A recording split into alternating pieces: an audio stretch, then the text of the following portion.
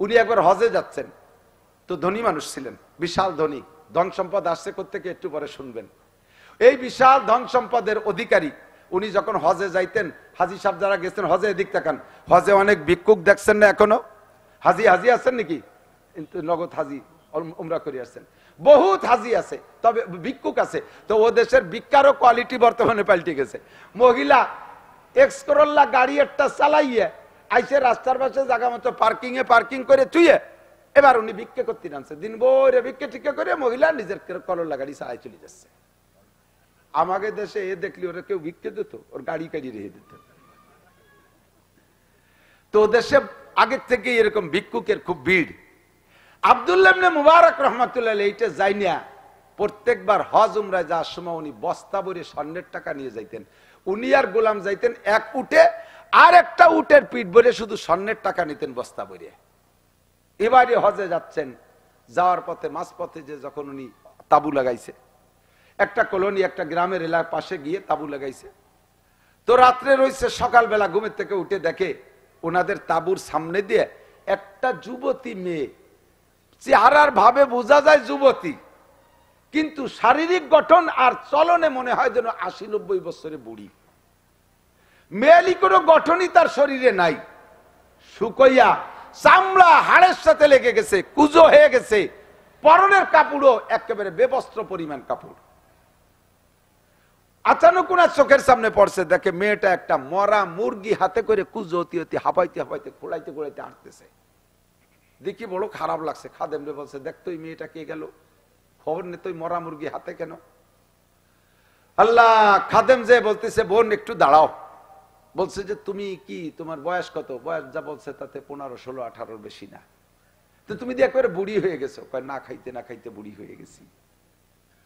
তুমি এই মরা মুরগি নিচ্ছ কেন? কয় পরিবারে খাবারের কোনো ব্যবস্থা নাই, কঠিন অবস্থা, অভাব চলতেছে সংসারে। আমার আব্বা মা বিছানে পড়ে গেছে, ছোট্ট দুটো ভাই বোন, ওরা গতকাল থেকে হাঁটা চলার সক্ষমতা হারাই ফেলাইছে।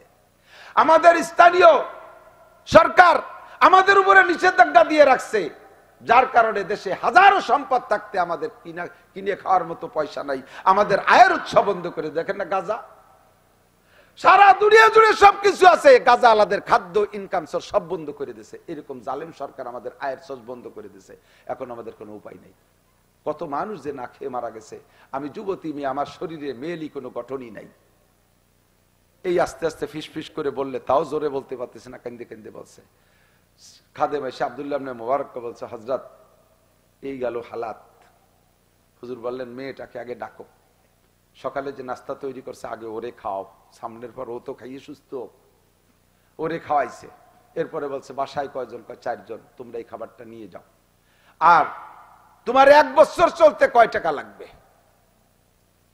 স্বর্ণের টাকা বস্তা করে নিয়ে, সে আমল তো স্বর্ণের টাকার যুগ, আজ থেকে 1300 বছর আগে, 1200-1300 বছর আগে স্বর্ণের টাকার যুগ। তার 1 বছর চলতে যে টাকা দিলে কি কিনে খাইতে পারবো? হ্যাঁ তা পারবো, টাকা দিয়ে দিছে। তো বলছে যে শুধু তোমাদের এই অবস্থা নাকি তোমাদের আশপাশে কেউ? আমাদের কলোনি ভরি একই অবস্থা। আব্দুল্লাহ ইবনে মুবারক রাহমাতুল্লাহ আলাইহি খাদেমকে বললেন, আমাদের এখান থেকে বাড়ি ফিরে যেতে কয় টাকা লাগবে সেই কয় টাকা আলাদা কর। বাড়ি ফিরে যেতে যে কয় টাকা লাগবে ওই কয় টাকা আলাদা কর, বাকি টাকা এই কলোনিতে দান করে দেবো। হজে যাব না, আজকে এ সফরে হজে যাব না। আমার এই নফল হজের চাইতে আল্লাহর বান্দাদের রিজিকের ব্যবস্থা করে দেওয়া, এদের খাদ্যের ব্যবস্থা করে দেওয়া, এটা আমার উপরে বেশি ফরজ হয়ে গেছে। এটা আমার জন্য মুকদ্দম। সম্পূর্ণ টাকা কলোনি ভরে দান করে দিয়ে আল্লাহর বান্দা হজ না করে চলে আসছে।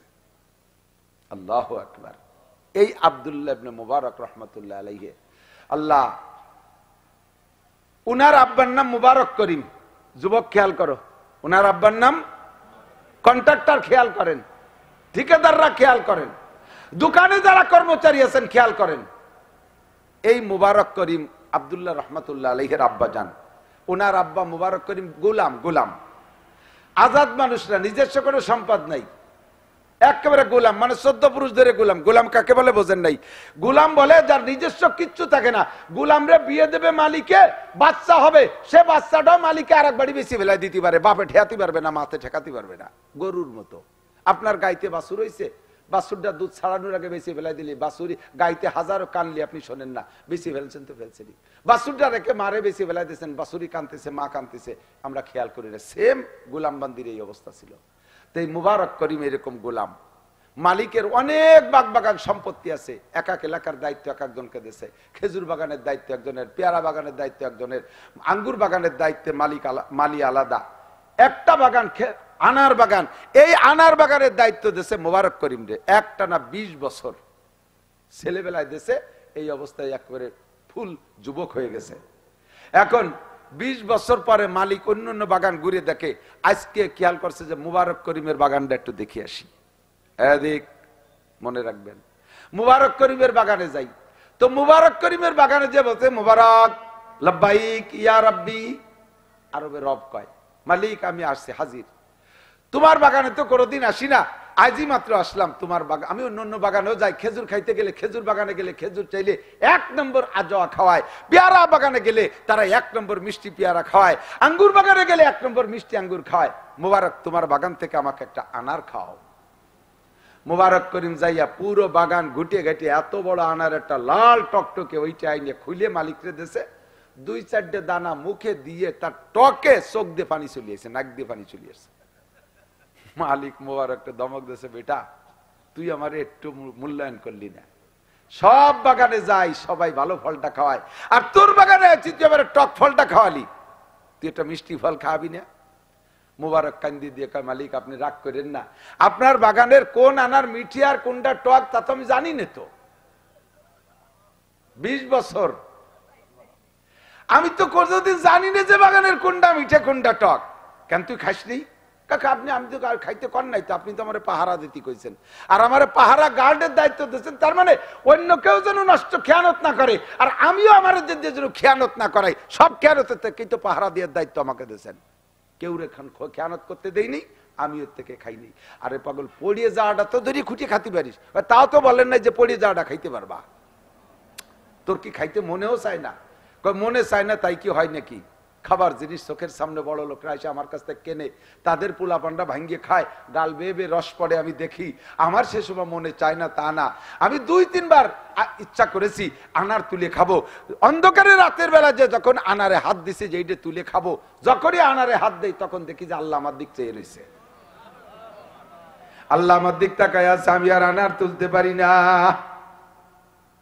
মুবারক করিমের মালিক কই, মুবারক আমি তো জীবনে আসি না, আর তোর মালিক তোর বাগানে কেউ রে পাঠাইও না তোরে গার্ড দেওয়ার জন্য, তুই যদি আড়ালে খাইস তাহলে দেখবে কে? মুবারক করিম কয়, মালিক বাগানের মালিকও আল্লাহ, আপনার মালিকও আল্লাহ, আমার মালিকও আল্লাহ, আনারের মালিকও আল্লাহ। আপনি যদিও না থাকেন, আনারে হাত দেওয়ার সঙ্গে সঙ্গে আসল মালিক দেখে, আর আমি সেখান থেকে আনার তুলতে পারি না। মালিক খুশি হইয়া একেবারে কান্নার ভিতর দিয়ে খুশি হয়ে কয়, মুবারক তোর মতো বোঝর করে গোলাম বানায় আটকায় রাখছি, আল্লাহর কাছে আমার জবাব দেয়া লাগবে, আজকে থেকে তোরে চির আজাদ করে দিলাম, তুই স্বাধীন। কন্যা সুবহানাল্লাহ। আজাদ বুঝেন তো? এখন মালিকও যে দামের, মুবারকও সেই দামের হয়ে গেছে। কন্যা সুবহানাল্লাহ। যুবক কথা বলেন, এই যে সম্মান পাইলো, গোলামির থেকে আজাদি পাইলো, মাত্র 20 বছর আল্লাহর ভয়ে, মালিকের ভয়তে না, কিন্তু কার ভয়ে? মালিকের ভয়তে জিহ্বারে কন্ট্রোল করছে। 20 বছর সম্মান বাড়ছে না কমছে? জোর হলো না? সম্মান বাড়ছে না কমছে? সম্মান বাইরা গেছে। এবার গোলামির থেকে আজাদ হয়ে গেছে। মালিক বাড়ি যায় স্ত্রীকে বলতেছে, আজকে একটা ভালো কাজ করে আসছি। কি করছেন? মুবারক করিম রে আজাদ করে দিছি। তার এই আখলাক, তার এই তাকওয়ার ভিত্তিতে আমি আর তারে রাখতে পারলাম না, তার আজাদ করে দিছি। স্ত্রী কান্দি দিয়েছে, আপনার ধন সম্পদ কিছু থাকবে না, সব চোর চুট্টায় ভরা। এক মুবারক করিমের তাকওয়ার বদৌলতে আল্লাহ তাআলা আপনার সম্পদ বাড়াই দিয়ে যাচ্ছে, আর তারে দেশেন আজাদ করে ও জমিনে চলিয়া আজকের থেকে ধন সম্পদে ধস লেগে যাবে, আর সর্বনাশ করছে। তাড়াতাড়ি মুবারকের ঠেকানো যায় কিভাবে তাই দেখেন। মালিক চলে গেছে, যে বলছে, মুবারক তুমি তো আজাদ হয়ে গেছে, এখন তোমার আর ধরে রাখার ক্ষমতা আমার নাই, তবে তুমি বাবা মেহেরবানি করে, তোমার কাকি বলছে তুমি আমার এখান থেকে যাইও না, সর্বোচ্চ বেতন যা আছে তা দিয়ে তুমি, আমার এখানে তো অন্য কর্মচারীও ব্যবহার করা হয়, আমার সর্বোচ্চ বেতন তোমাকে দেয়া হবে, আর আমার পুরো সম্পদের চিফ ম্যানেজার আজকের থেকে তোমাকে বানাই দেয়া হলো। সম্মান বাড়ছে না কমছে? আল্লাহ কয় ওমাইয়াত্তাকিল্লাহ ইয়াজআল লাহু মাখরাজা, এক নম্বরে গোলামীর জিনজির থেকে বের করছে, ওয়ায়ারযুকু মিন হাইসু লা ইয়াহতাসিব। এরপরে আল্লাহ কয় ইন্না আকরামাকুম ইনদাল্লাহি আতকাকুম, তোমাদের মধ্যে সবচাইতে সম্মানী ওই ব্যক্তি যার ভিতরে তাকওয়া বেশি, যার ভিতরে তাকওয়া বেশি ওই লোকটা সম্মানী। আর এই আমেরিকান হইলে সম্মানী হয় না, জাপানি হইলে সম্মানী হয় না, ইটালি অস্ট্রেলিয়ান ফ্রান্সে যাইতে পারলে সম্মানী হয় না, এমপি মন্ত্রী হলে আল্লাহর কাছে সম্মানী হয় না। আল্লাহর কাছে সবচেয়ে সম্মানী দামি ব্যক্তি যার ভিতরে তাকওয়া পরহেজগারি বেশি। মোবারক করিম এবার গোটা সম্পদের চিফ ম্যানেজার দায়িত্ব পালন করতেছে। বেশ কিছুদিন পরে যাইয়া মালিকের একটা মেয়ে অ্যাডাল্ট, একটাই মাত্র মেয়ে, এই বিশাল সম্পদের ভিতরে একটা মাত্র মেয়া মালিকের, এই মেয়েটা অ্যাডাল্ট হয়েছে, বিয়ে দিতে হবে। এখন স্বামী স্ত্রী দুইজন মিলে পরামর্শ করছে ছেলেটা কেমন হলি ভালো হয় কত। তো স্ত্রীও বলতেছে, নিজেও পরামর্শে একমত হয়েছে যে আরে আমরা কি বা বুঝি, আমরা তো লেখাপড়া জানি না, একজন শিক্ষিত মানুষ আমানতদার মানুষের কাছে জিজ্ঞেস করলে হয় মেয়েটা কেমন ছেলে দেখে বিয়ে দিলি ভালো হয়। দুইজনে একমত হয়েছে কার কাছে জিজ্ঞেস করবো, আমানতদার মানুষের কাছে তার জিজ্ঞেস করা যায় না। কতক্ষণ জামাই মেয়ে একটা বিয়ে দিয়েছেন, আগের জামাই, নিচে আরো মাইয়ে দুটি আছে, সে মেয়েগুলো অ্যাডাল্ট শেয়ানা যুবতী। এই আগের জামাই শালিকে নিয়ে নষ্টি খষ্টি আইজলেমি ফাইজলেমি করার জন্য শালিকে বিয়ে দিতে দেয় না। বিভিন্ন জায়গাতে কথা আছে, ওর কি বিয়ের বয়স হয়েছে, একে কেবল বয়স 29, এ কি বিয়ে দেয়, এর কি বয়স হয়েছে, এরপরে লেখাপড়া করুক, এখনো ছেলে মানুষ, মানে ওই শয়তানটা জুত পাচ্ছে।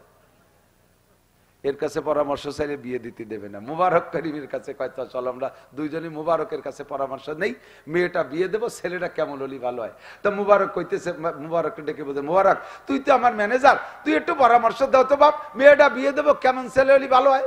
তো মুবারক বলতেছে, হুজুর আমি কি বলবো, বিশ্বনবী মুহাম্মদুর রাসূলুল্লাহ ছেলে মেয়ে বিয়ে দেওয়ার জন্য পাত্র পাত্রী খোঁজার পরামর্শ হুজুরি হাদিসের মধ্যে দিয়েছে, তুনকাহুল মারাতুলি আরবা। এ যুবক আমার দিক তাকা, মেয়েকে ছেলে মেয়েদেরকে বিয়ে করে ছেলেরা চারটে দিক দেখে। এক নম্বর এলি জামালিহা, মেয়ের রূপ দেখে, রূপের ভক্ত সবাই।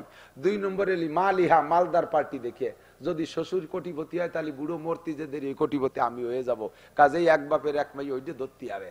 দুই নম্বর এলি হাসাবিহা, ভালো বংশ দেখে, মাগুরার ভিতরে একেবারে কাঠি কাটা বংশ কারা, ওই বংশের মাইয়েরটা নীতি পালি বেড়া মাগুরা দিয়ে হুক্কা মারিয়ে বেড়াতে পারবো, আর আমার ধরে কেটা, নিচে পাল্লা উপরে আল্লাহ, যা করে আল্লাহ, এইভাবে জায়গা খুঁজে বেড়ায়। তিন নম্বরে, চার নম্বরে দিন ইহা, দিনদার দেখে মেয়ে খোঁজে, দিনদার মেয়ে খোঁজে। আরে রূপ থাকলি ভালো, না থাকলি দোষ নাই, সম্পদ থাকলি ভালো, না থাকলি দোষ নাই, বংশ ভালো হলে আরো ভালো, না থাকলি দোষ নাই, তবে দিনদার না হলি দোষ আছে। কাজেই ফাজ পারবি জাতির দিন, মেয়েটা নামাজি কিনা, তাহাজ্জুদ গুজার কিনা, পর্দা নেশিন কিনা। এই দেখেন সেম উল্টো দিক যাইয়া ছেলেদের ভিতরে চারটে গুণ দেখা যেতে পারে, তার ভিতরে অন্যতম হলো ফাজ পারবি জাতির দিন, দিনদার খুঁজে দিয়া উত্তম হবে। হুজুর মালিক এবার চারটে পরামর্শের ভিতরে কইছে যে মুবারক খোঁজ চারিটাই মিললি ভালো, না হলে কমপক্ষে দিনদার দেখে একটা ছেলে তুমি খুঁজে নিয়ে আসো, আর কারোই বা দায়িত্ব দেবো, 1 বছর তোমার কন্ট্রাক্ট, 1 বছরের মধ্যে মেয়ে বিয়ে দিতে হবে। তো মুবারক, যেই মুবারক 20 বছর একা একা বাগান পাহারা দিয়া একটা আনারের দানা জিব্বেই দেয় নাই, এত বড় মুত্তাকিন, ওই মুবারকরে ফিতে দিয়ে দেশে ছেলে মাপিয়ে বের করতি। ওর মাপে কি ছেলে খুঁজে পাওয়া সহজ? ওই 1 বছর ঘুরিয়ে এসে কয় যে মালিক এই যে ফিতে নেন, মাপে কোনো ছেলেই পেলাম না। একটারে একদিক দিয়ে ভালো দেয়, আর একদিক দিয়ে আপা দোয়া, এই নেন ফিতে নেন। তাহলে কি মাইয়ে বিয়ে দেবো না? স্বামী স্ত্রী দুইজনে ফিরে নতুন বৈঠক বসছে মুজাকারায় যে কি করা যায়।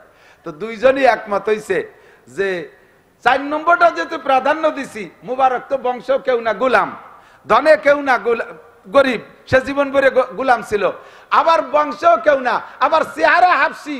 স্যারের কাছে শুনে দেখেন ওই যে নিগ্রোরা কালা, ওরাই ছিল গোলাম, তাহলে কালাও সেই রকম কালা। এর ভিতরে ওই 3 গুণ মোটেই নাই। দিনদারিতে নাম্বার 1, 1 নম্বর মুত্তাকিন। যদি এইটাকে আমরা পছন্দ করে থাকি তাহলে আর ছেলে ফিতে দিয়ে মাপার দরকার নেই, মুবারকের সাথেই মাইয়ে দিয়ে দেই। সম্মান বাড়ছে না কমছে? মাত্র 20 বছর জিব্বেরে কন্ট্রোল করছে আল্লাহর ভয়ে। কথা কন ঠিক না? এখন মুবারক রে ডাইকে কইছে, মুবারক তোর আর মাপা মাফির দরকার নাই, ছেলে খোঁজারও দরকার নাই, আমরা দুইজনে একমত, মাইয়ে তোমার বিয়ে হতে হবে। মুবারক এবার ব্যাগটায় কান দিয়ে দিয়েছে, আল্লাহ এ কি বিপদে ফেলাইলিয়া। মুবারক কয় স্যার আপনার পায়ে ধরি, আল্লাহর রাস্তায় মাফ করেন। এত বড় বল মাছ যদি চিকুন খালের মধ্যে ঢোকে, মাছেরও অশান্তি, খালেরও অশান্তি, ঠিক না? ইরিদানের ব্লকে যে ড্রেন আছে না, এদিকে ইরিদানের ব্লক আছে নাকি, একটু একটু ড্রেন না, ওর মধ্যে যদি এক মনি একটা বল মাছ ঢোকে তাহলে পানি আটকে যাবে না? আর বল মাছে বাস ফিরে পিছনের দিকে আসতে পারবে না, মাছেরও অশান্তি, কালেরও অশান্তি। স্যার আপনি যেমন মানুষ, একটু চেষ্টা করেন, ছেলে পাবেন, আমার এই বিপদের মধ্যে পেলেন না। 1 নম্বরে আমি আপনার মেয়ে বিয়ে করিয়া ওর দেনমোহরই তো দিতে পারবো না, বিয়ে করতে তো দেনমোহর লাগে। আপনাকে দিক লাগে নাকি? দেনমোহর দিতে হয় না, খাতায় লিখতে হয় খালি। দেনমোহর খালি খাতায় লিখে চুতি হয় না, তালাক হওয়ার পরে বিপদে পড়িয়ে দিতে হয়, তাই ছাড়া দিয়া লাগে না। দোলাই খাবা কাগা, পুলসিরাতের উপরে দাঁড়াইয়া এই মহিলা তোমার ওই জায়গা ব্রেক করে ফেলবে। টাকা ফেলা বুড়ো, টাকা ফেলা, আমার যৌবন, জীবন যৌবন সব তোর হাতে সবর্দ করে দিছি, উল্টায় পাল্টায় দিনে রাতে যেভাবে পারছিস ব্যবহার করছিস, টাকা দিস নেই, টাকা ফেলা। এইভাবে যে সকল দেনাদায়িক পাল্টি আছে সব এক জায়গায় জমা হয়ে যাবে পুলসিরাতের উপরে। আল্লাহ বলবেন ফেরেশতাদের, এই জায়গা যানজট হয়ে গেছে, তাড়াতাড়ি ছাড়াও। কয় যে আল্লাহ, কয় বুড়ি আছে, কয় বুড়োর অলকম চিবিয়ে ধরছে, গলা চিবিয়ে ধরছে, কি জন্য? কয় দেনমোহরের টা পাবে বলে। তাই তো মানি অর্ডার করো, রকেট করো, কি বলে বেরাক কর, কি কয় বিকাশ করো, যেভাবে পারো। কি পরিমাণ? কয় প্রত্যেক 2 পয়সার বিনিময়ে 700 রাকাত নামাজ। 2 পয়সা দেনমোহর, 50,000 60,000। আর বর্তমানে যে জুলুম করতেছে, ছেলের যোগ্যতা আছে না না আছে তা দেখা দেখি নাই। বংশীয় ক্রেডিট ঠিক রাখার জন্য 3 লাখ 4 লাখ 5 লাখ টাকা ঘাড়ে উঠে দিচ্ছে, জীবনও পরিশোধ করতে পারবে না। এই যারাই জুলুম করছেন তারাই গুনার ভাগী হবেন। ওই লোকটা টাকা দিতে পারে নাই, তার জীবনে সম্পূর্ণ নেকি ওই বুড়ি কেটে নিয়ে চলে যাবে। বুড়ি সেই সময় পরিচয় দেবে না। কোরআন শরীফে আছে, ইয়াউমা ইয়াফিরুল মারউ মিন আখিহি ওয়া উম্মিহি ওয়া আবিহি ওয়া সাহিবাতিহি ওয়া বানি। কেউ রেখের পরিচয় দেবে না। এই সময় পাওনাটা বুঝে নেওয়ার সময় একটুও তোয়াক্কা করবে না, একটু মায়া করবে না, স্বামীকে ধাক্কা মেরে ফেলাই দিয়ে নেকি গুলো সব কুড়ি গুছাই নিয়ে এটি চলে যাবে। দেনমোহর দিতেই হবে। যারা দেন নাই, বুড়ো যারা আছেন, কালকে যে চাষিরে 5 কাঠা জমি লিখে দেবেন। যদি দিয়ে থাকেন তো বাইচে গেছেন, যদি না দেন কালকেই। এই আর এক দল আছে তো দেনমোহর তো দেয়ই না, আর শ্বশুর বাড়িতে মোটর সাইকেল, যৌতুক, কৌতুক করে যৌতুক নেয়, আছে না নাই? কৌতুক করে যৌতুক নেয়। ফ্রিজ দিতে হবে, তারপরে খাট দিতে হবে, ইংলিশ খাট, অঙ্ক খাট, উর্দু খাট, পাকিস্তানি খাট।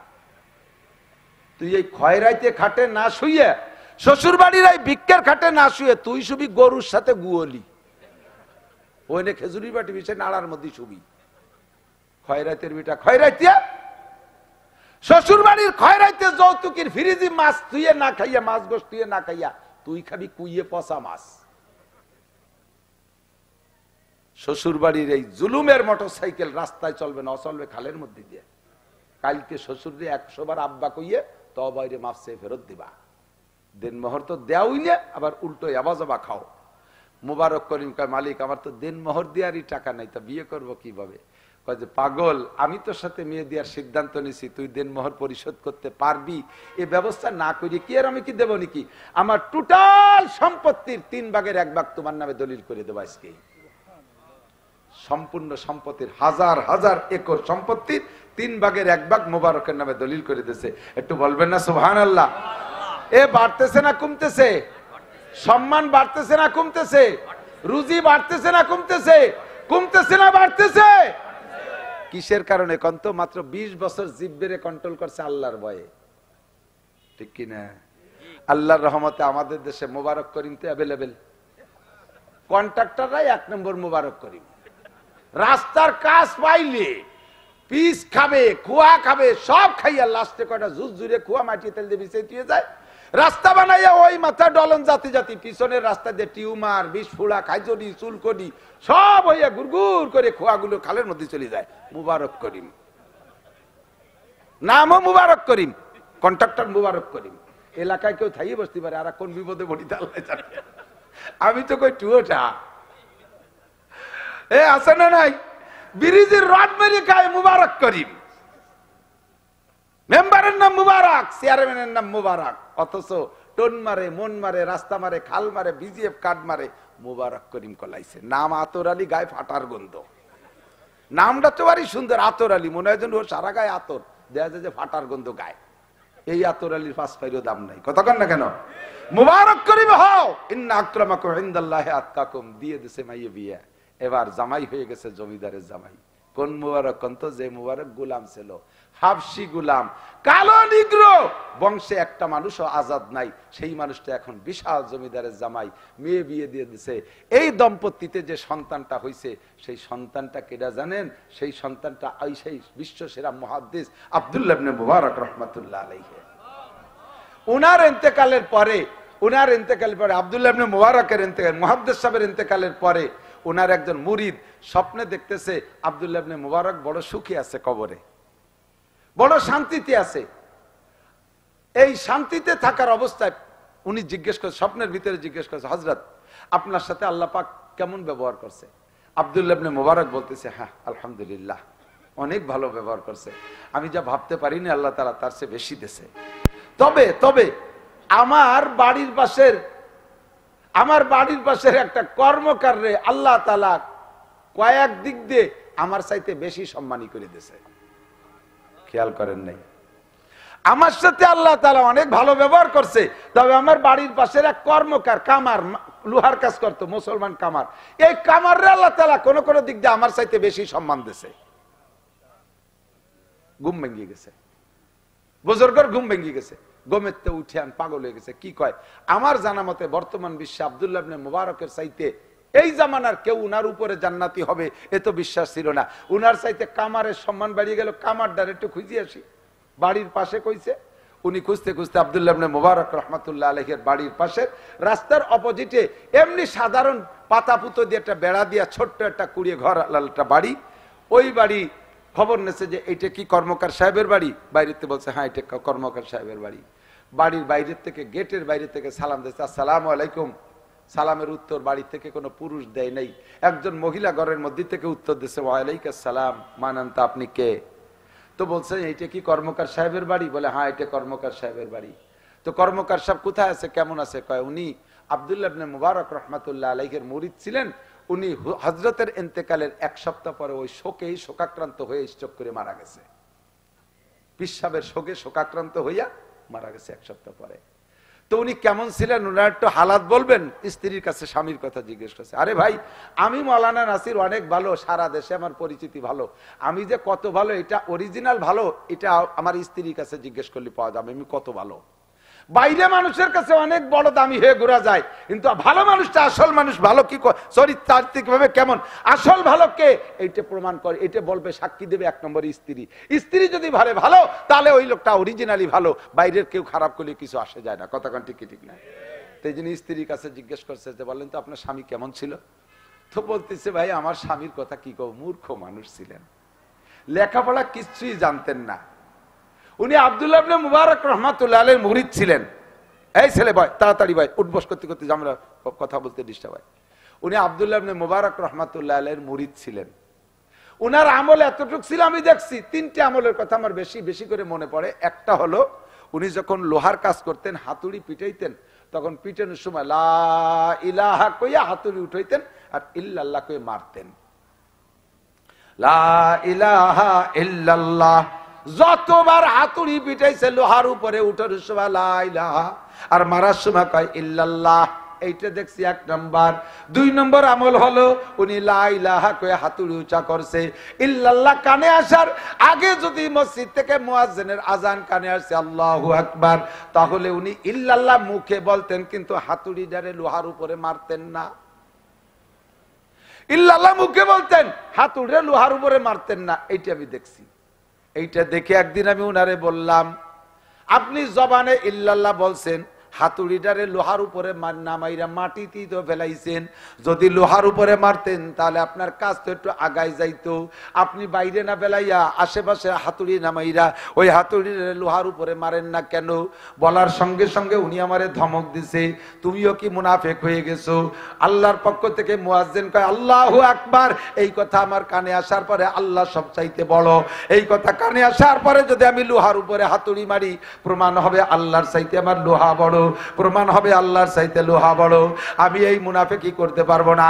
আমি আল্লাহরে বলছি আমানতু বিল্লাহি কামা হুয়া বিআসমাই ওয়া সিফাতিহি, আল্লাহ তোমারে বিশ্বাস করি তোমার জাত ও সিফাতের সাথে তুমি সবচাইতে বড়, এ কথা মানি। কাজে আমি লোহারে পিঠে আর কাজে আগাইতে চাই না। আমি আর এই মুনাফিকি করতে পারবো না। আমারে ধমক দেশে আমি আর জীবনে কোনোদিন ওই কথা ওনারে বলি নাই। হাতুড়ি পাশে ফেলাই দিয়ে মসজিদে চলে যেতেন। যা পারতেন নামাজ পড়তেন। 2 3 নম্বরে আরেকটা কাজ করতেন। উনি সকাল রাতের বেলা কাজ কাম সেরে আইসা রাত্রে কিছুক্ষণ একা একা যায় নামাজের উপরে বইসা ওই যে তাকের উপরে কোরআন শরীফটা, ওই কোরআন শরীফ উনি পড়তে পারতেন না, বুকের সাথে জড়াই দিয়ে বলতেন হাজা কালামু রব্বি, হাজা কালামু রব্বি, হাজা কালামু রব্বি। এই যে আমার রবের কালাম, আমার জীবনের শুরুটা চলে গেছে হালায় দুলে, আমি পড়া শিখি নাই, কর্মজীবনে সময় পাই না পড়তে। এই যে আমার আল্লাহর কালাম, আমি আমার কালাম আল্লাহর কালাম রে পড়তে পারি না। বুকের সাথে জড়াই ধরে কান্নাকাটি করতেন আর বলতেন আল্লাহ কিয়ামতের ময়দানে আব্দুল্লাহ ইবনে মুবারক কত সম্মানী মানুষ, কত দামি মানুষ, বুজুর্গ মানুষ, দুনিয়ায় কোরআন হাদিস নিয়ে নাড়াচাড়া করছে, সারা রাত ইবাদত বন্দেগীর মধ্যে কাটায়, দিন ভরে কোরআন হাদিস পড়াপড়ির মধ্যে কাটায়। আব্দুল্লাহ ইবনে মুবারক জান্নাতের কত উঁচু মাকাম পাইবে, আমি মূর্খ কর্মকার, আমি কোন পায়ের নিচে পড়ে থাকবো, আমার সম্মান কত নিচেই থাকবে। আব্দুল্লাহ ইবনে মুবারককে আল্লাহ কত সম্মান দিয়েছে। হুজুরকে এভাবে বড় জানতেন, পিসাবরে মাথায় করে রাখতেন, পিসাবের প্রশংসায় উনার সানাকানিতে পঞ্চমুখ থাকতেন। এই কয়টা আমল আমি উনার জানি। এবার বুজুর্গ চইলা গেছে, পরের রাত্রে আবার স্বপ্নে দেখছে আব্দুল্লাহ ইবনে মুবারককে। স্বপ্নে দেখে বলতেছে হযরত আমি কর্মকারের বাড়ি খুঁজে পাইছি, ওই কর্মকারের সম্মান আপনার চাইতে কোন দিক দিয়ে বেড়ে যাওয়ার কারণ কি? কয় যে কর্মকারের আমার চাইতে সম্মান বেড়ে যাওয়ার কারণ হলো ও জীবন ভরে আমারে বড় জানছে, নিজেরে ছোট জানছে, আলেমরে বড় জানছে, নিজেরে ছোট জানছে, আমার সম্মান তার চাইতে অনেক বেশি বলে আল্লাহর কাছে বলছে। এইটা আল্লাহর ভালো লাগছে, এই জন্য আল্লাহ পাক তাকে আমার চাইতে কোন দিক দিয়ে সম্মান বাড়ায় দিছে। কি বুঝাইছি এর ভিতর? দেদিক তাকান। জীবন ভরে আমি জানবো আলেম উলামা ভালো, আলেমের দোষ খুঁজতে যাবেন না, গুণগুলো আপনি আলোচনা করেন, দোষ বলার দরকারই নাই। আমার ভিতরে অনেক দোষ আছে, আমার কি গুণ নাই মোটেই? হযরত ঈসা আলাইহিস সালাতু ওয়াস সালাম, এদিক তাকান, সাথীদেরকে নিয়ে রাস্তা দিয়ে হাঁটতেছে। এই গরম পানিটা নিয়ে আসেন আশেপাশে, কষ্ট হয়ে যাচ্ছে আপনাদের, আর বেশি কষ্ট দেব না। আরেকটা হলো কি কইছি, শান্তি, সম্মান আর সফলতা, তিনটে না? শান্তিও বুঝাইছি, কিছু বলতে গেলে রাতভর কেটে যাবে, সব সম্মান বুঝাইতে চাচ্ছি। আর সফলতার একটা আয়াত আছে, ওইটা বলে আমি শেষ করে দেব। কষ্ট হওয়ার আগে আমি ছেড়ে দেবো, আমার তো প্রত্যেক দিন কষ্ট। আগামীকাল মাদ্রাসায় যে আবার রূপ সাজাতে হবে। বিসমিল্লাহ।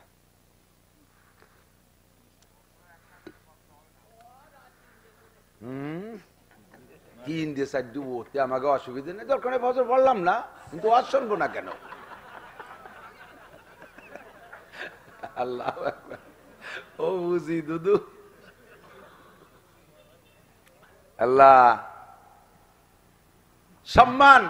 হযরত আব্দুল্লাহ ইবনে মুবারক রাহমাতুল্লাহ আলাইহি, কি বলছি ভুলে গেছে, আর একদিক চলে গেছে, এই একতালে গেলে।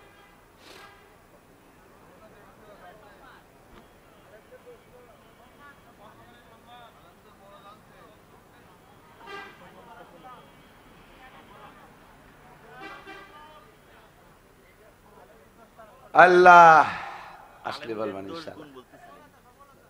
আজ আমি ছুটে গেছে জানতে, আমি খুঁজতেছি, আপনাকেও মনে নেই। শুরু করে দিলি মনে থাকতো, শুরু করবো এর মধ্যে চা খাতি যেগুলাই গেছি। ইন্না আকরামাকুম ইনদাল্লাহি আতকাকুম, সর্ব অবস্থায় ওলামায়ে কিরামকে আমরা সম্মান দিয়ে চলবো। আলেম ওলামাকে সম্মান করলে মান তাযা লিল্লাহ রাফাহুল্লাহ, যে নিজেকে নিজে আল্লাহর রাস্তায় ছোট জানে, আল্লাহ তারে বড় বানায় দেয়, আল্লাহ তাকে বড় বানায়। হযরত ঈসা আলাইহিস সালাম, হযরত ঈসা আলাইহিস সালাম সাথীদেরকে নিয়ে রাস্তা দিয়ে হাঁটতেছে, হাঁটতে হাঁটতে কত দূর যাইয়ে দেখে রাস্তার পাশে একটা মরা বিড়াল, বিড়াল মরিয়ে পয়সিয়ে এর পোকা হয়ে গেছে, শুধু পোকা দেখা যাচ্ছে, মাঝে মাঝে দূরে একটা এরকম নজরে পড়ে কিনা। হযরত ঈসা আলাইহিস সালাম সাথীদেরকে ডেকে নিয়ে আসছে, এ আসো তো, আসো আসো, দাউদে বিড়ালের কোন জায়গা ভালো আছে, ওই রকম পোকা বিড়বিড় করতেছে। এই কি চোখ দিয়ে কিছুক্ষণ দেখা সম্ভব? কয় যে হুজুর একটু সরেন, ওই দিক সরিয়ে কই। কয় না, এই জায়গায় দাঁড়ায় রেজাল্ট দিয়ে যাও। এই বিড়ালের কোন জায়গা ভালো আছে? কয় যে হুজুরের কোনো জায়গা ভালো নেই। আবার দেখো কোন জায়গা ভালো আছে। 3 বার দেখার পরে কোনো জায়গা ভালো নেই, সম্পূর্ণ পোকা। হুজুর কয় যে কেন, দাঁত কয়টা ভালো আছে না? ও তো পান কোন খায় না, দেখছো দাঁত কি সাদা,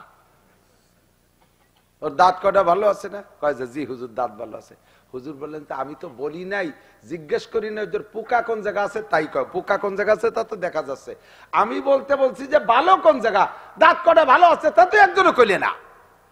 খালি এখানে পোকা, ওখানে পোকা, লেজে পোকা, নাকে পোকা, মাথায় পোকা, সারাগার পোকা কও, দাঁত কয়টা সাদা তা তো কেউ কইলে না। আমি কওয়ার পরে স্বীকার করলে। একজন মানুষ ভালো মন্দ কোন জায়গা, চুরি করে, ডাকাতি করে, লুচ্ছবি করে, বদমাইশি করে, এটা করে, ওটা করে, সেটা করে, সব দোষগুলো বলো। বললাম যে ভালো কোন জায়গা? ওই লোকটা আগে একদিন এই জায়গায় একটা লোক অ্যাক্সিডেন্ট করে হাসপাতালে গেছে, তার রক্ত লাগবে 3 ব্যাগ, কেউ দিতে রাজি হয় নাই। ওই বদমাইশ যারা এতদিন পর্যন্ত দোষ কইছিস, সেই লোকটা তার গাতে 3 ব্যাগ রক্ত দিয়েছে। এটা কি ভালো কাজ করে না? এই কথাটা করতে পারে না? ভালোটা কইতে পারো না, ভালোটা মতে কইতেই রাজি না কেউ, ভালো গুণটা মোটে বলতে রাজি না। এটা হলো আমাদের স্বভাব হয়ে গেছে। কথা কন না কেন? দোষটা বলতে রাজি। দোষ আড়ালে বলবেন, এর নাম গীবাত। দোষ আড়ালে বলবেন, এর নাম গীবাত। সামনে বলেন না গ্যাঞ্জাম লাগার ভয়তে, কষ্ট পাবে ভয়, সেটাকে আড়ালে বলেন। আপনারা আমাকে ভালোবাসেন, ধীরে ধীরে মাঠটা ভরে গেছে, শীতের রাত্রেও নিশ্চয়ই ভালোবাসেন। আমিও মাগুরাবাসীকে ভালোবাসি। আমার গোপালগঞ্জের চাইতে আমার মাগুরায় শ্রোতা আমার বেশি। তো আপনারা আমারে ভালোবাসেন তো? সত্যি? আমিও ভালোবাসি। এই ভালোবাসা কি জন্য? আমি আপনাদের জামাইও না, আমি আপনাদের শ্বশুরও না, আমি আপনাদের রক্তের কেউ না। এই এলাকায় জায়গা জমি কিনি নেই, এ জায়গায় আমার আব্বাও বিয়ে নেই, আমার দাদা নানা কেউ না, কোনো কুটুম্বিতে নাই, এদিক দিয়ে কোনো সম্পর্কের কোনো কারণ নাই, আমার কোনো ব্যবসা বাণিজ্য চাকরি বাকরি এদিক নাই, সম্পর্ক মাত্র আল্লাহর ওয়াস্তে, দিনের খাতিরে। আমি একজন আলেম মানুষ, একটু ওয়াজ করতে পারি, তাই ভালোবাসেন না? আর আমি আপনাদেরকে ভালোবাসি যে আমার মতো কত মৌলবী রয়েছে, তাদের কথায় বসেন না, আপনারা আমার কথায় বসেন। এই খাতিরে ভালোবাসা। 2 দলই একসাথে জান্নাতে যাব, বলেন আমিন। এই ভালোবাসার ভিতর দিয়ে আপনারা আমার একটা উপকার করবেন, পারবেন? বলবো, আমার যদি কোনো দোষ জানা থাকে, এইটা আমার আড়ালে একটু মানুষের কাছে বলা বলি করবেন, এই গীবাতটা আমার নামে করবেন। করবেন তো ইনশাআল্লাহ? একটু কইেন, এতে আমার একটা উপকার হবে। আমার ওই গুনাহটা আপনার আমলনামায় চলে যাবে, আপনার মধ্যে কিছু নেকি এসে আমার শূন্য স্থান পূর্ণ হবে। তো ভালো জন বাসেন, এই উপকারটা আমারে করবেন না? আমারে ভালোবাসেন, মহব্বত করেন, এই উপকারটা করতে রাজি না, কিন্তু এই উপকারটা আপনি নিয়মিত করে যাচ্ছেন আপনার শত্রুরে, যার সাথে আপনার বাদাবাদি গ্যাঞ্জাম অবিরাম, তার এই উপকারটা করে যাচ্ছেন। 6 মাস কথা কন না, সাধ্য করা হয়েছে, বদমায়েশ, আনাড়ি, চোর, লুচ্চো, ও সেদিনই করছে, ওই দিনই করছে, যা যা কইতেছেন ওই কাজগুলো সত্যিতে করছে, ওই গুনাহগুলো আপনার আমলনামায় চলে আসতেছে, আর এখান থেকে নেকি যে তার আমলনামা ভর্তিছে। বিএনপি আলারা আমলিগা লাগে নেকির পাল্লা বাড়ি করে দিচ্ছে, আমলিগা আলারা বিএনপি লাগে নেকির পাল্লা বাড়ি করতেছে গীবাত করে করে। যারে বন্ধু বানাইছি, যারে মোহাব্বত করি, তারাই উপকারটা করতে রাজি না, কিন্তু উপকারটা নিয়মিত করে যাচ্ছি। আমি আমার শত্রুরে ভালো করে মনে রাখেন, খেয়াল রাখেন, এই কাম কিন্তু খুব অহরহ চলতেছে, এটা অ্যাভেলেবেল হয়ে গেছে। এবং গীবাতকে আমার নানুপুরি হুজুর বলতেন, গীবাত বামানা গীবাত। আলু ভর্তার সাথে ঘি নিলি বারা মজা বেশি হয় না? তো ঘি দিয়ে ভাত খাইলে যেমন মজা লাগে, গল্পের ভিতরে গীবাত কইলে এরকম মজা লাগে। একে অপরে বলতে বলা বলি করতে ভালো লাগে, যে গীবাত কয় তারও বলতে ভালো লাগে, যে শোনে তারও ভালো লাগে। বলনেওয়ালা যদি কদ্দুর যায় থামিয়ে যায়, শ্রোতারা কয় শেষের চুপ তো করলি না, মানে গুনার নিসাব পুরোই নেই, সব শেষ কর, একটু বাকি রয়েছে ওটুকু নিয়ে নে। জবান রেখে একটু কন্ট্রোল করা যাবে? আজকে কি টের পাইছেন কি কইছি টের পাইছেন? প্রশংসা থাকলে করেন, প্রশংসা থাকলে করেন, দোষ থাকলে বললেন না, বললে লাভ কি? আপনার লস। এটিকে একটু সতর্ক থাকেন, আল্লাহ হেফাজত করুক, জোরে বলেন আমিন। যা বলতে চাইছি, আব্দুল্লাহ ইবনে মুবারক রহমাতুল্লাহ আলাইহির এই মুবারকের দাম বাড়ছে না কমছে? মাত্র 20 বছর জিহ্বাকে কন্ট্রোল করছে, কি মালিকের ভয় না আল্লাহর ভয়ে? আল্লাহ কয় ওমাইয়াত্তাকিল্লাহা ইয়াজআল লাহু মাখরাজা ওয়া ইয়ারযুকহু মিন হাইসু লা ইয়াহতাসিব। যে ব্যক্তি আল্লাহকে ভয় করে, যার ভয় করে, আল্লাহকে ভয় পায়, তাকওয়া অন্তরে রাখে, আল্লাহ তাআলা তাকে গোলামির জিনজির থেকে বের হওয়ার ব্যবস্থা করে দেয়, জেলখানা থেকে বের হওয়ার ব্যবস্থা করে দেয়, ফাঁসির থেকে নাজাতের ব্যবস্থা করে দেয়, যাবজ্জীবনের থেকে নাজাতের ব্যবস্থা করে দেয়, চোর ডাকাতির হাতের থেকে বাঁচার ব্যবস্থা কইরা দেয়, মহা বিপদ থেকে ব্যবস্থা কইরা দেয় বাঁচার জন্য, এবং তাকে রুজির প্রশস্ত ব্যবস্থা করে দেয়। এরপরে আল্লাহ কয় ইন্না আকরামাকুম ইনদাল্লাহি আতকাকুম। দুনিয়ায় তোমরা যাকে যে পদে সম্মানী বলে মনে করো, ওই পদে আমার কাছে সম্মানী না। আমার কাছে ফকির, মিসকিন, এতিম, কাঙ্গাল, দুঃখী, অসহায়, বিধবা, একেবারে সমাজের সবচাইতে নিকৃষ্ট মানুষটার দাম সারা পৃথিবীর প্রেসিডেন্টের চাইতে বেশি। যদি ওই প্রেসিডেন্টের ভিতরে আল্লাহর ভয় না থাকে, আর এই ফকিরের মধ্যে যদি আল্লাহর ভয় থাকে, তাহলে ফকিরের দাম রাজার চাইতে আল্লাহর কাছে বেশি। এবার সফলতা, শেষটা কি ভাই? সফলতা। আমরা বলি এবার আমি সফল চেয়ারম্যান, সফল মেম্বার, সফল এমপি, আমি এস্টাবলিশড। এই এস্টাবলিশড একটা শব্দ আছে না, ইংরেজিতে ব্যবহার করে। মানুষে যদি নিজের জন্য বা কোনো মানুষ আর একজনকে বলে আপনি এস্টাবলিশড, আমি এস্টাবলিশড, আমার আব্বা এস্টাবলিশড, আমার মামারা এস্টাবলিশড, আমার ছেলে জামাই এস্টাবলিশড, ওই লোকটা মুশরিক হয়ে কাফের হয়ে গেছে। এস্টাবলিশড শব্দ মানুষের জন্য জায়েজ নাই। এস্টাবলিশড মানে স্বয়ং সম্পূর্ণ, কাহারও কাছে মুখাপেক্ষী না, এর নাম হলো এস্টাবলিশড। স্যার তো প্রিন্সিপাল, স্যার তো স্যারই, শুনে দেখেন, এস্টাবলিশড ইংলিশ শব্দ, এর মানে মূল তর্জমা কাহারও কাছে মুখাপেক্ষী না, একাই সম্পূর্ণ। জগতে কোনো মানুষ আছে? প্রেসিডেন্ট তো ঠেকা আছে না নাই? বাংলাদেশের প্রেসিডেন্ট, ছোট দেশের প্রেসিডেন্টদের ধরি, উনি উনার জুতো জোড়াও তো কালিয়ত্তি মুসির কাছে ঠেকা। প্রেসিডেন্টের জুতো নিজে কি কালি করতে পারে? মুসিরে দিয়ে করানো লাগে না। সমাজের সবচেয়ে নিকৃষ্ট মানুষ মুসি, তার কাছে প্রেসিডেন্ট ঠেকা। প্রেসিডেন্টের বাথরুম যদি লোড হয়ে যায়, তাহলে সাফ করে দেবে কিরা? স্বরাষ্ট্রমন্ত্রী, প্রধানমন্ত্রী, কেডা কন? তাহলে সমাজের সবচাইতে নিকৃষ্ট মানুষ সুইপার, প্রেসিডেন্ট, তার কাছেও ঠেকা। তো ইস্টাবলিশ আসে কয়েন্তিয়া কোত্থেকে আসে? ইস্টাবলিশ, ইস্টাবলিশ কোনো মানুষ নেই। ইস্টাবলিশ কে? আমি সফল, এদিকে সফল, শিল্পপতি, কোটিপতি, রাষ্ট্রপতি, ভগ্নিপতি, এ পতি, ও পতি, সে পতি, পতিপতি সফলতা দাবি করি। আল্লাহ কয় ওর নাম সফলতা না। সফলতা কাকে বলে? ফামান যুহজিহা আনিন নার ওয়া উদখিলাল জান্নাতা ফাকাদ ফাজ। জাহান্নামের খাতা থেকে নামটা কাইটা জান্নাতের খাতায় যদি ঢুকতে পারো, তাহলেই তুমি সফল, নইলে তোমার রাজা বাদশা কোনো তার নাম সফলতা না। ঠিক কিনা? ইমামে গাজালি রহমাতুল্লাহ আলাইহি সম্ভবত ইমামে গাজালি রহমাতুল্লাহ আলাইহি, যার নাম সবাই গজ্জালি বলে কনে, আসল শব্দ হলো গাজালি। এই ইমাম গাজালি রহমাতুল্লাহ আলাইহি বহুত বড় বুজুর্গ এবং দার্শনিক, পণ্ডিত, সব দিক দিয়ে বিজ্ঞানী, আবার আলেমও সেরকম। উনারে অথবা জুনায়েদ বাগদাদি, এই দুইজনের মধ্যে আমার তাসাব্বু জড়াই গেছে। যে কোনো একজনকে মাঠের এক ছাগল চালানিয়ে রাখাল, এই গুলাম রাখাল, এ পাঙ্কু বদমাইশি করে যাইয়া বেয়াদবি করে যে বলতে যে হুজুর আপনার দাম বেশি না আমার এই ছাগলের দাম বেশি? ছাগলের দাড়ির দাম, বুড়ো ছাগলের দাড়ি হয় না, এই দাড়ি দেখো, আমার এই ছাগলের দাড়ির দাম বেশি না আপনার দাম বেশি? এ যদি আমারেও কেউ কয়, তাহলে আমি যত বড়ই হুজুর হই, এ কি সহ্য করা সম্ভব? বিয়াদব, তুই কারে দিয়ে কারে মিশেছিস? ইমাম গাজালি রহমাতুল্লাহ আলাইহি ভাই বুজুর্গ, উনি বলতেছে বেটা তুই দারুণ একটা প্রশ্ন করছিস। কিয়ামতে যদি আমাকে আল্লাহ তাআলা জাহান্নামের খাতা থেকে নাম কাইটা নামটা জান্নাতের খাতায় লিখে দেয়, তাহলে তোর ছাগল না, সারা দুনিয়ার সবার চাইতে আমি সফল, সবার চাইতে আমি আল্লাহর কাছে দামি। আর যদি কিয়ামতে আমার নামটা জান্নাতের খাতায় না লিখাইয়া জাহান্নামের খাতায় লিখে আমার জাহান্নামের মধ্যে দিয়ে দেয়, তাহলে তোর ছাগলের দাড়ি না, তোর ছাগলের পেশাব পায়খানার চাইতে আমি বেদামি। কারণ তোর ছাগল জাহান্নামে যাবে না, তোর ছাগলের পেশাব পায়খানা জাহান্নামে যাবে না, তোর ছাগলের দাড়ি জাহান্নামে যাবে না।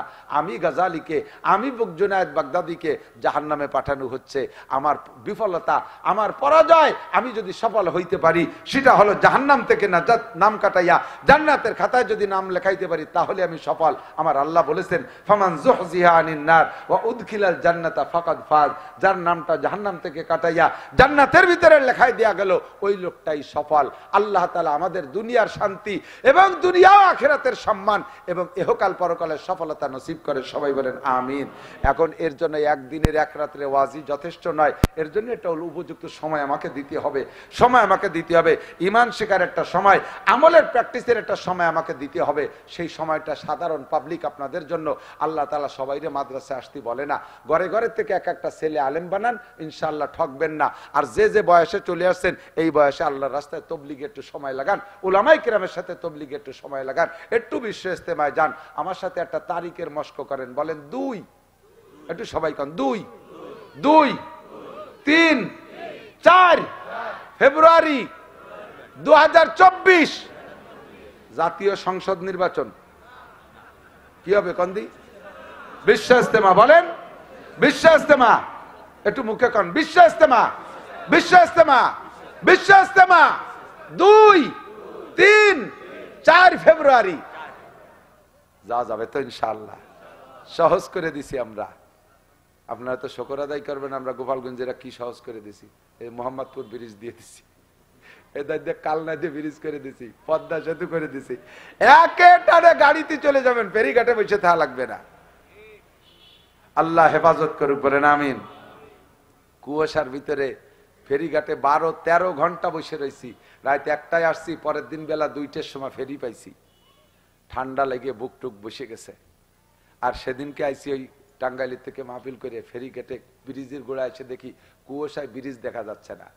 ব্রিজের টোলে তো বহুত লাইট। আমার ড্রাইভার কাছে, হুজুর কোন দিয়ে আর ভুল আসলাম নাকি, সে কোনো লাইট তো দেখি না, কুয়াশায় ঘিরে গেছে আজ্ঞ।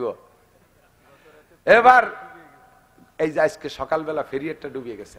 দেশে ওলামায়ে কেরাম জাদু বয়ান জানে, আল্লাহ তাদেরকে শিক্ষা দিয়েছে, জীবন ভরে খাওয়াইয়া খ্রিস্টান বানাবি, খালি মাঠে ফেলাইয়া 1 ঘন্টা ওয়াজ করতে পারলে সব কটার আবার কলেমা পড়াই দিতে পারবে ইনশাআল্লাহ। কথা কন না কেন? আমরা এই অভিযান চালাবো যে আমাদের দেশের কেউ যেন খ্রিস্টান হতে না পারে। আর সর্বক্ষেত্রে সর্ব অবস্থায় মাদ্রাসাগুলোর পাশে থাকবেন, আলেম তালবি আলিমের সাথে বিয়াদবি করবেন না। আলেম তালবি আলিমরা শেষ রাত্রি উঠে যদি আল্লাহর কাছে মামলা দিয়ে দেয়, এই বিশ্ব রোড দিয়ে আটতে পারবেন না, ট্রাকের তলে ডুলিয়ে সাফ হয়ে যাবেন একেবারে।